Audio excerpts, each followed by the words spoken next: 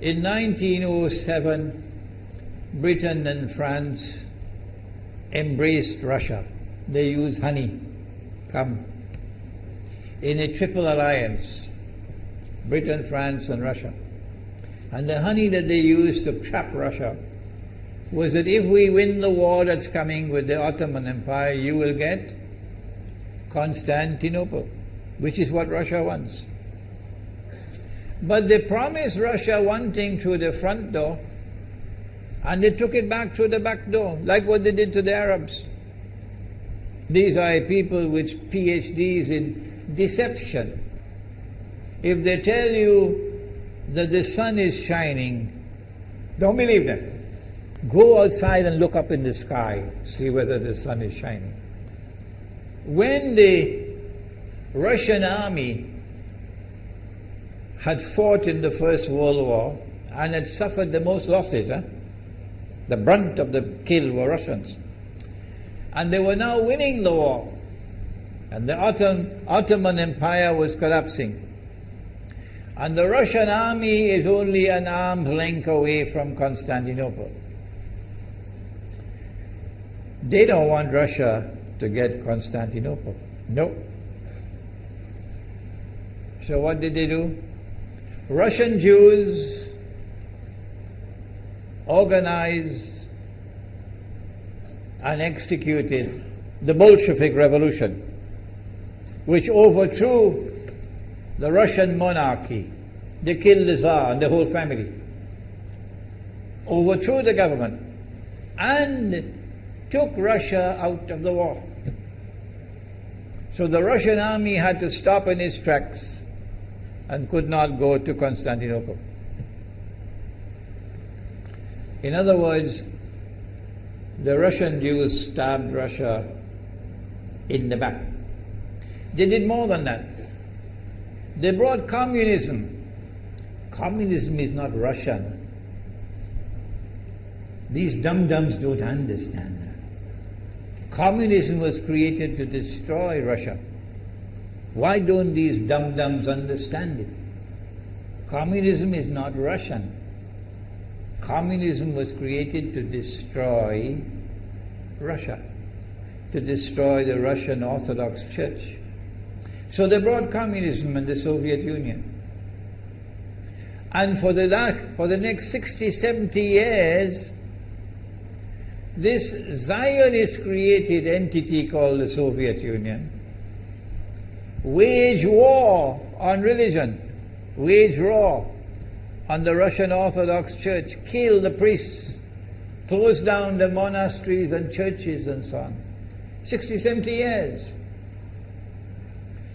And then, when the appropriate time came and Israel came into being, it is this same Soviet Union which opened the doors for millions of Russian Jews to now migrate to Israel.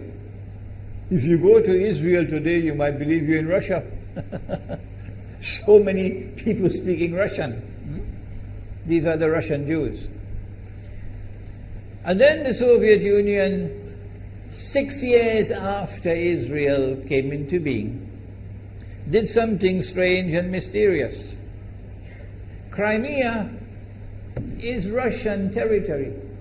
Crimea is a part of Russia. The Soviet Union decided to give Crimea as a gift to Ukraine. Why did they do that? The historians don't tell you. So let Imran tell you. They gave Crimea to Ukraine in order to stab Russia in the back one more time. Because if Russia loses Crimea, it will enhance Israel's security. The Russian Navy is based in Crimea, and there's a straight line from Crimea to Constantinople. To get out of the Black Sea and to get into the Mediterranean Sea, you got to pass through the Bosphorus. And the city of Constantinople is located right there on the Bosphorus. So they gave Crimea as a gift to Ukraine. They never bothered to consult the people of Crimea and get their consent. No. They never bothered to seek the permission of the Russian people. No. But Washington doesn't want to hear that. The foolish man who now sits in the White House of the United States, the foolish man who would like to pretend that he's a man of wisdom, he doesn't want to hear. But what are the rights of the Russian people? Were they not violated? Do they not have the right to correct Iran and recover the territory which was unjustly taken away from them on Israel's behalf? Obama doesn't want to hear that. It's inconvenient for them. But in this masjid, we will expose whether it's convenient to you or not. They did more than that. Not only did they give Crimea to Ukraine, but earlier on they gave eastern Ukraine. Eastern, part of the now eastern Ukraine was Russian. It was Russian. And the Soviet Union gave it as a gift to Ukraine. Why is it being given to Ukraine? Answer is that when the proper moment comes, the same people who brought the Soviet Union into being now have a method by which they can cause it to collapse. The method that they're using now in Venezuela, popular demonstrations, they did it in Egypt, they did it in Tunisia. They are masters of that. They did it with the Soviet Union. I used to think that the Soviet Union collapsed because of Allah's kindness. But I was wrong. No, it was the Zionists who brought down the Soviet Union because they didn't need it anymore. Like tomorrow they wouldn't need you anymore, Saudi Arabia. And they wouldn't need you anymore, Islamabad. When will you understand that? They'll just throw you to the dogs. You served them long enough. So they brought down the Soviet Union. Why? So that Ukraine might emerge as an independent state. That's danger for Russia. They prepared the way. And now Ukraine emerges as an independent state. So the rope is around Russia's neck now. And from that day, when the Soviet Union collapsed, until yesterday, the relationship between Russia and Ukraine was always problematic. But the people of Ukraine still had the good sense and wisdom to appoint a government that was pro-Russian. The Zionists decided it's time for us to use our, the street demonstrations. And last October, November, December, the world witnessed Caracas all over again.